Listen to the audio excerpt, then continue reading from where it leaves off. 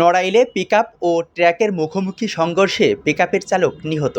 নড়াইল থেকে মোহাম্মদ আজিজুর বিশ্বাসের পাঠানো প্রতিবেদনে থাকছে বিস্তারিত। নড়াইলে পিকআপ ও ট্রাকের মুখোমুখি সংঘর্ষে দয়াল দাস ২৭ নামে এক পিকআপ চালক নিহত হয়েছে।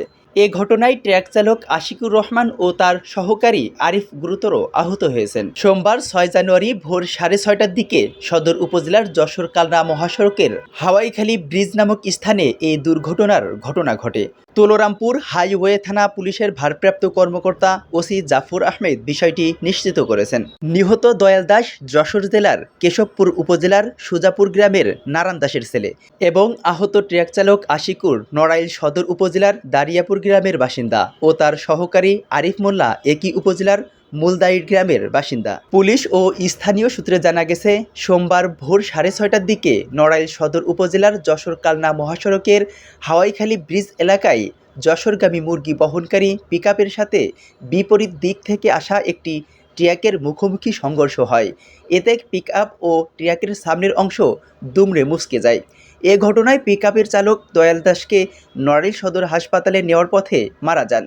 অপরদিকে ট্রাকের চালক আশিকুর ও তার সহকারী আরিফ গুরুতর আহত হন। পরে ট্রাক চালক ও তার সহকারীকে নড়াইল সদর হাসপাতালে নেওয়া হলে জরুরি বিভাগের দায়িত্বরত চিকিৎসক উন্নত চিকিৎসার জন্য খুলনায় নেওয়া হয়েছে। এ বিষয়ে তুলরামপুর হাইওয়ে থানা পুলিশের ভারপ্রাপ্ত কর্মকর্তা ওসি জাফর আহমেদ জানান, পুলিশ ঘটনাস্থল পরিদর্শন করেছে। এ ঘটনায় আইনি ব্যবস্থা প্রক্রিয়াধীন রয়েছে। আইনি প্রক্রিয়া শেষে নিহতের মরদেহ স্বজনদের নিকট হস্তান্তর করা হবে। সকালে টিপে যাবে, গাড়ি হচ্ছে মেন রোড ঢোকার সময় আপনার সর্বোচ্চ এখান থেকে ১০০ গজ ওই পাশে পার্কিং ছিল। সেই অনুপাতে সর্বোচ্চ ট্রাকের গতি থাকতে পারে ১০ থেকে ১৫ আমার হিসাব মতো আছে। তারপর আপনার এদিকে বলেন, মুরগের যে পিকআপটা ওটা ঢাকা থেকে যাচ্ছিল যশোর মুখে, আর এই বড় ট্রাকটা নড়াইল থেকে যাচ্ছিল লোহাগড়া মুখে। তখন ওদের এই ব্রিজের এখানে মুখোমুখি সংঘর্ষ ঘটে। আর পিকআপের গতি ছিল মারাত্মক। আর পিকআপের ড্রাইভার হাসপাতাল নিতে পথে মারা যায়।